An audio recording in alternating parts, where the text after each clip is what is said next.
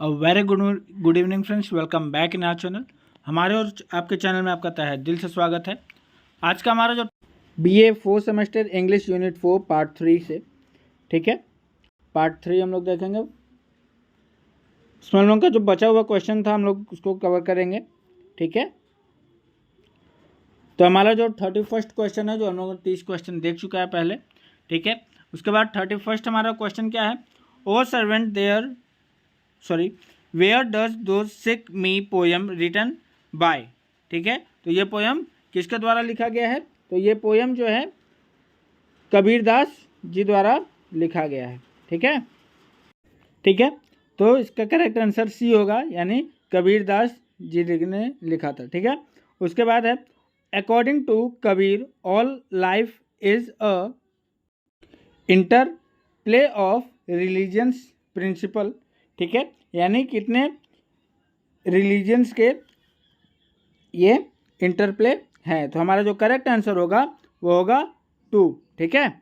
आगे, Kabir freely criticised all dominations and gave a new path to the dash philosophy, ठीक है।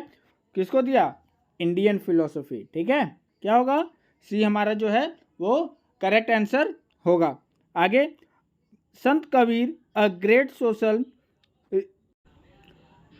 Reforms criticize this system, ठीक है। कौन सा सिस्टम को किया था? तो कास्ट सिस्टम को। किसको? Caste system. उसके बाद है Tagore was born on, Tagore ji का जो जन्म है वो कब हुआ था? तो उनका जन्म जो है 7 मई 1861 में हुआ था, यानी 7 मई 1861 में टैगोर जी का जन्म हुआ था। कहाँ हुआ था उनका जन्म? तो उनका जन्म जो है कहाँ हुआ था? कलकत्ता में हुआ था। कहाँ हुआ था? कलकत्ता में हुआ था उनका जन्म, ठीक है। उसके बाद कबीरदास वॉज, ठीक है, कबीरदास क्या थे? इलिटरेट थे। क्या थे? इलिटरेट, ठीक है। Kabir was born in, Kabir कहाँ पे, कबीर जी का जन्म कहाँ पे हुआ था? कबीर जी का जन्म कहाँ पे हुआ था? तो कबीर जी का जो जन्म है वो काशी में हुआ था। कहाँ हुआ था? काशी में उनका जन्म हुआ था, ठीक है।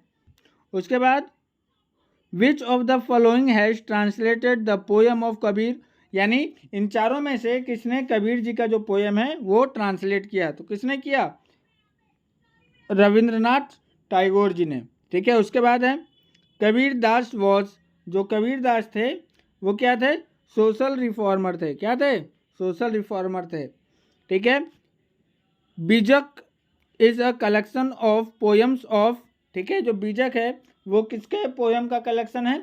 तो जो बीजक है वो कबीरदास जी के पोएम यानी कविताओं का कलेक्शन है, ठीक है। उसके बाद हु इज नोन एज महाकवि एंड ड्रामा एम्परर, ठीक है, यानी किसे महाकवि और ड्रामा का एम्परर यानी बहुत महान माना जाता है? किसे? तो जयशंकर प्रसाद जी को, ठीक है। उसके बाद है how many lines are there in each stanza in the play Aansoo the garden of loneliness, ठीक है। तो कितने हैं?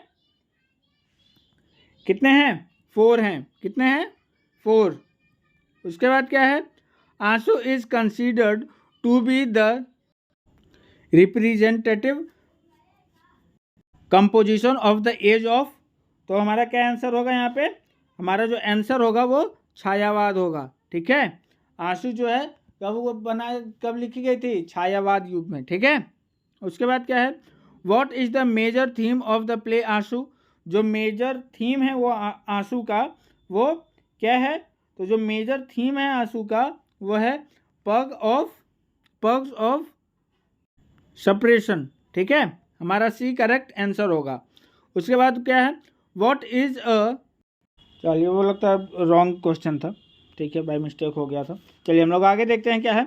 द प्ले आंसू इज एट्रैक्टिव बिकॉज, ठीक है, जो आंसू प्ले है वो एट्रैक्टिव क्यों है? तो वो एट्रैक्टिव है,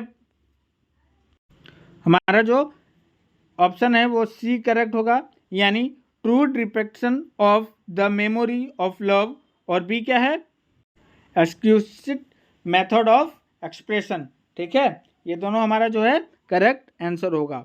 आगे क्या है, how are the emotion of expressions are mythologised, तो जो हमारा करेक्ट आंसर होगा इसमें वो होगा सी। ठीक है, यानी universal longing of soul of God, और बी क्या है, search of the content with the spirit beyond. ठीक है, उसके बाद हमारा क्या है, what kind of the poem are there in the play Aansoo, यानी आंसू में जो है किस तरह के पोयम हैं, तो उसमें कैसे पोयम हैं, कैसे हैं, लैरिकल।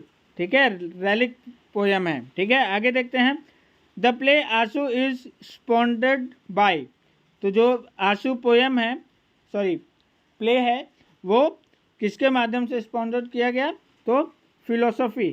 ठीक है, आगे क्या है, moonlight is a play symbolised, तो हमारा जो करेक्ट आंसर होगा इसमें वो क्या होगा, ए। ठीक है, आगे देखते हैं, darkness is the play symbolised, तो हमारा इसमें जो करेक्ट आंसर होगा वो होगा पेन। ठीक है, आगे देखते हैं, shadow is a play symbolised, तो हमारा इसमें क्या करेक्ट आंसर होने वाला है, वो होगा डी, यानी नियरनेस।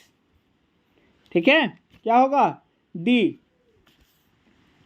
आगे देखते हैं क्या है, various musical references in the play symbolised, तो हमारा जो करेक्ट आंसर होगा इसमें वो होगा क्या, सी, सिंग्स।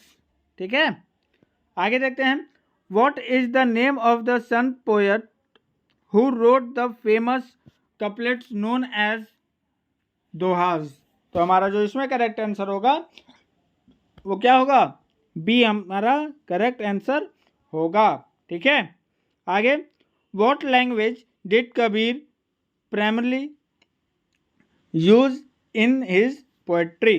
ठीक है, यानी जो कबीर दास थे वो ज़्यादातर कौन से लैंग्वेज का, किस लैंग्वेज का यूज यानी प्रयोग करते थे, तो हमारा जो करेक्ट आंसर होगा वो होगा ए, यानी हिंदी। ठीक है, उसके बाद क्या है, what is the central message of Kabir's poetry, यानी जो कबीर दास जी थे उनके पोएट्रीज का सेंटर मैसेज क्या होता था, यानी उनके किसी भी कविता का जो मैसेज था वो क्या होता था, तो वो होता था द इम्पोर्टेंस ऑफ सोशल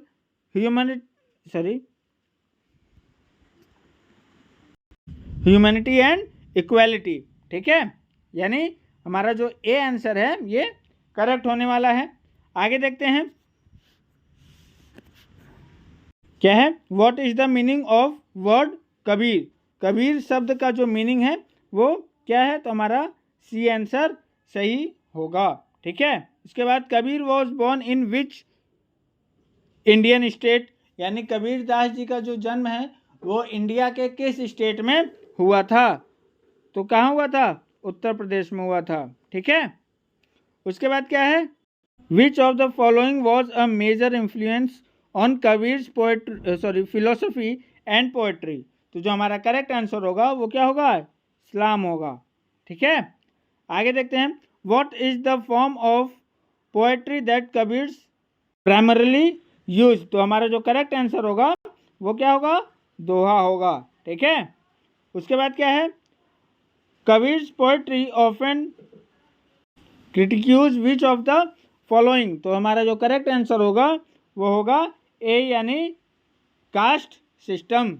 उसके बाद क्या है, Kabir's poetry has been translated into many language including, तो हमारा जो करेक्ट आंसर होगा वो ऑल ऑफ दिस, यानी उनका जो पोएट्री है वो इंग्लिश, स्पेनिश, फ्रेंच सारे में ट्रांसलेट हो चुके हैं। ठीक है, उसके बाद क्या है, what is the primary terms of Sant Kabir's poetry.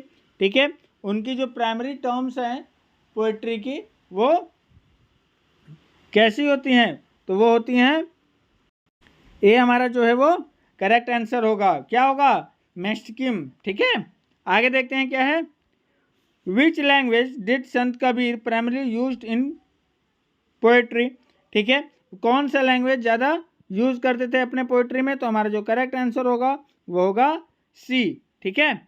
आगे क्या है, what is the literary form of Sant Kabir poetry, तो जो हमारा करेक्ट आंसर होगा वो होगा सी, कपलेट्स।